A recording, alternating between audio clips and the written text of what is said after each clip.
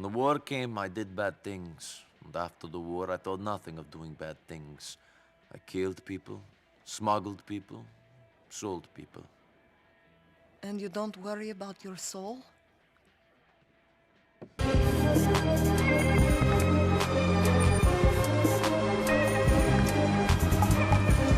On April 29th, 2008, Grand Theft Auto 4 was released. That means that it's been 18 years. Really? 18 years? That means that it's been 18 years and 2 full console generations since we were all introduced to the magic of playing bowling with your cousin. Nico, it's Roman. Let's go bowling. Now, personally, I consider GTA 4 to be the best in the franchise. No, it's not GTA 5. That's not even a competition. The only game that gives it a run for its money, in my opinion, is GTA San Andreas. But if you force me to pick, it's GTA 4 every time. The moody atmosphere, the meat of the worlds, the incredible writing and storytelling. It's amazing. At the very least, it's probably the most or second most iconic game Rockstar has ever made. Like I said, San Andreas gives it a run for its money. And if you disagree, code something from GTA 5. I dare you. I double dare you. Code anything. See? You can't do it. But we all remember Nico Bellic. And many of us players certainly miss him. With everyone and their mother seemingly getting a remake these days, you'd think Rockstar would jump on it. The visuals certainly need a cleanup, and the performance could do for an upgrade. Compared to games of today, it definitely shows its age. It was released on the PS3 and the Xbox 360, you see. And because of the PS3's unique architecture, the game is basically trapped on that hardware forever. No backwards compatibility on modern PlayStation consoles. For Sony players, this game is practically lost media. If you're on Xbox, you're lucky. Their backwards compatibility goes a lot further. But given that at the time, GTA 4 had the highest opening day sales in history, during a financial recession, mind you, you'd think Rockstar would take the easy money. Well, I'm here to tell you, I don't think Rockstar will ever remake GTA 4. Now, you might have had hope recently. You saw them shutting down fan remasters and thought maybe they're working on a first-party version. And I had that hope too. Then came the Red Dead Redemption re-release. When we heard that it was coming to next-gen consoles, we thought, this is it, a remake, or at the very least a remaster. But no, it was a port. A PS4 port. A PS4 port released in the middle of the PS5 generation. They couldn't even be bothered to do a native port to the PS5. They just told you to use backwards compatibility and deal with it. And the cherry on top? $50. Full price for a game released in 2010. Naturally, there was outrage. Twitter threads decried the greed of Rockstar. YouTube essays spread the information far and wide. We all complained. But then, it was successful. Because in the eyes of the consumer, Rockstar can seemingly do no wrong. Except when they do. The GTA Trilogy Definitive Edition came out in 2021. It was supposedly a remake of Rockstar's first 3D GTA games from the PS2. Grand Theft Auto 3, Grand Theft Auto San Andreas, and Grand Theft Auto Vice City. And the people were salivating for it. I was salivating for it. Finally, I could relive my childhood again. Don't tell my mom that I played GTA as a kid. The nostalgia was coming hard and fast. What did he say? Everybody was talking about it. Everybody was excited for it. And then everybody was a little iffy on the art style. But Rockstar said it was actually to preserve the spirit of the original trilogy. And then the game came out. And it was a mess. A bugly, ugly, upscaled mess. Instead of doing the game in-house, they contracted a third-party studio. And that studio dumped the games through an Unreal Engine filter and broke the games.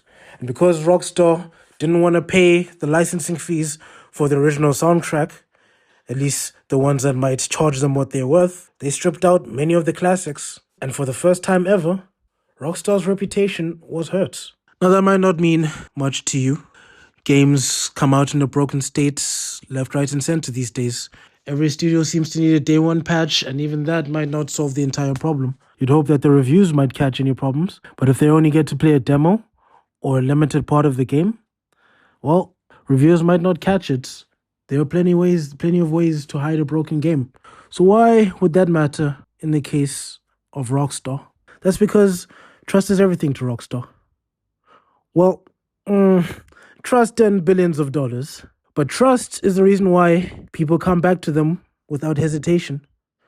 Trust is the reason why they haven't had to do a major marketing campaign. Trust is the reason why people are saying that they'd pay $100 or even $200 for GTA 5.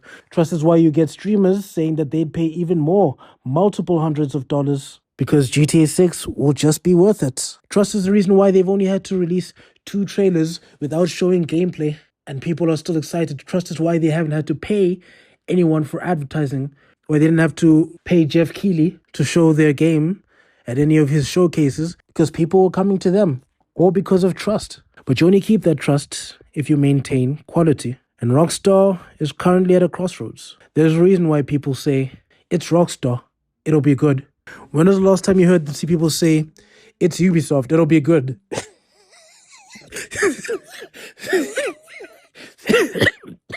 But that's sad. Look at Ubisoft. Ubisoft used to be a trusted third-party developer. They used to consistently release bangers. Their name was unimpeachable. Then they released one buggy game. One buggy game that made headlines. One buggy game that affected everyone who played their games. So much so that they had to address it. And to their credits, they addressed it quite well. They apologized. They patched the game. And they offered free perks to anyone who was affected by the bugs. And by all standards across the board, that Assassin's Creed game is great now and is actually one of their best games for its time, at least. And since then, they haven't really had any scandals, at the very least, regarding their games. After that mistake, they took a step back. They revamped their timelines and realized they couldn't release a game every single year anymore. Production quality was just too demanding. They had to leave space for their people to work. Now their games are polished, sure, but they're also boring. They're safe. They're uninspiring. They're polished slop. Today, Ubisoft is clowned on consistently. Not because their games are broken, but because their games are nothing. They mean nothing.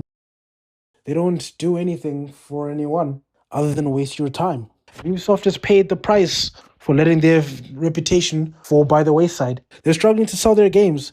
They couldn't sell a Star Wars game. That should be a joke. That should be an insult that someone says as a joke. You're so bad you couldn't even sell a Star Wars game. But it's real. They couldn't. They can still sell Assassin's Creed games, sure. But people think twice before buying their games. That wasn't always the case. And it's certainly not the case right now with Rockstar. But if Rockstar keeps taking the easy way, that will be the case eventually. For now, Rockstar has been spared that reputation. But they can't take it for granted. And that's why I don't think we'll see a GTA remake. I think the definitive edition disaster scared them. Now, they'll play it safe. The most we'll probably get is a port, maybe, but you better believe that it'll be safe. No bugs, no inspiration, just the same experience that you had 18 years ago. Unless you didn't have it, it was 18 years ago. There will be people able to vote this year that were not even born when the game came out. So maybe you don't feel that attachment. Maybe you haven't played it. And maybe this will be for you. But it certainly won't be for me. And it certainly won't be for the many people who made it a successful game in the first place. It will definitely be for the executives, though, as I'm sure it'll be a safe one. But I've got a message for you, the executive. For you, Strauss Zelnick, whose name sounds like a Captain America villain. If you continue down the road of uninspired cash grabs, you'll lose the trust that allows you to command billions.